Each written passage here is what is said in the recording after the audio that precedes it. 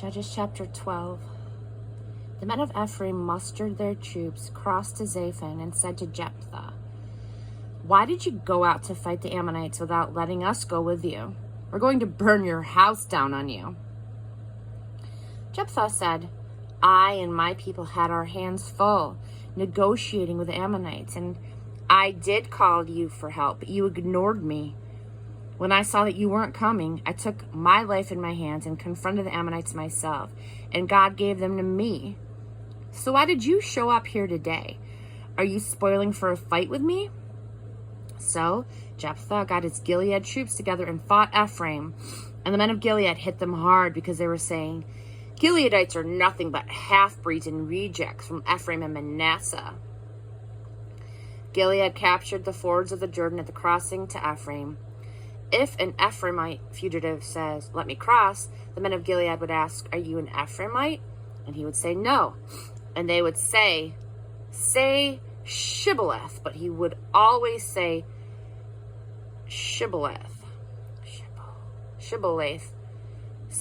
But he would always say Sibboleth. He couldn't say it right. Then they would grab him and kill him. There at the fords of the Jordan, 42 Ephraimite divisions were killed on that occasion. Jephthah judged Israel 6 years. Jephthah, the Gileadite, died and was buried in his city, Mizpah of Gilead. Ibzan. After him, Ibzan of Bethlehem judged Israel. He had 30 sons and 30 daughters. He gave his daughters in marriage outside his clan and brought in 30 daughters-in-law from the outside for his sons. He judged Israel 7 years. Ibzan died and was buried in Bethlehem. Elon. After him, Elon the Zebulunite judged Israel. He judged Israel for 10 years. Elon the Zebulunite died and was buried at Ajalon in the land of Zebulun. Abdon. After him, Abdon, son of Hillel the Pirathonite, judged Israel. He had 40 sons and 30 grandsons who rode on 70 donkeys. He judged Israel 8 years. Abdon, sons of Hillel the Pirathonite, died and was buried at Pirathon in the land of Ephraim, in the Amalekite hill country. Chapter 13, Samson. And then the people of Israel were back at it again, doing what was evil in God's sight.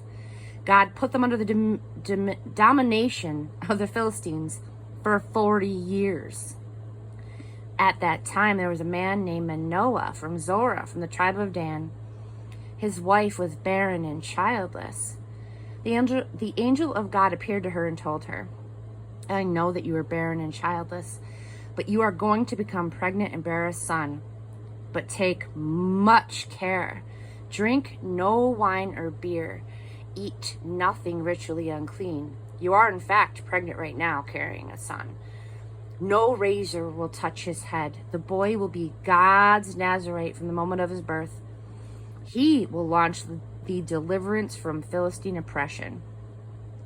The woman went to her husband and said, "A man of God came to me. He looked like the angel of God, terror laced with glory. I didn't ask him where he was from, and he didn't tell me his name, but he did tell me that you're pregnant. You're going to give birth to a son. Don't drink any wine or beer and eat nothing ritually unclean. The boy will be God's Nazarite from the moment of birth to the day of his death." Manoah prayed to God, "Master, let the man of God that you sent come to us again and teach us how to raise this boy who is to be born." God listened to Manoah. God's angel came again to the woman. She was sitting in the field. Her husband Manoah wasn't there with her. She jumped to her feet and ran and told her husband, "He's back. The man who came to me that day." Manoah got up and, following his wife, came to the man. He said to him, "Are you the man who spoke to my wife?" He said, "I am." Manoah said, "So, when what you say comes true, what do you have to tell us about this boy and his work?" The angel of God said to Manoah, "Keep in mind everything that I told the woman. Eat nothing that comes from the vine. Drink no wine or beer. Eat no ritually unclean foods. She's to observe everything that I commanded her. Manoah said to the angel of God, please stay with us a little longer. We'll prepare a meal for you, a young goat. God's angel said to Manoah, even if I stay, I won't eat your food. But if you want to prepare a whole burnt offering for God, go ahead, offer it. Manoah had no idea that he was talking to the angel of God. Then Manoah asked the angel of God, what's your name? When your words come true, we would like to honor you. The angel of God said, what's this? You asked for my name? You wouldn't even understand it. It's sheer wonder. So Manoah took the kid and the grain offering and sacrificed them on a rock altar to God who works wonders. As the flames leapt up from the altar to heaven, God's angel also descended in the altar of flames. Manoah and his wife saw this. They fell face down to the ground. Manoah and his wife never saw the angel of God again. Only then did Manoah realize that this was God's angel. He said to his wife, we're as good as dead. We've looked on God. But his wife said, if God was planning to kill us, he wouldn't have accepted our whole burnt offering and grain offering or revealed all these things to us, given us this birth announcement. The woman gave birth to a son, and they named him Samson. The boy grew, and God blessed him.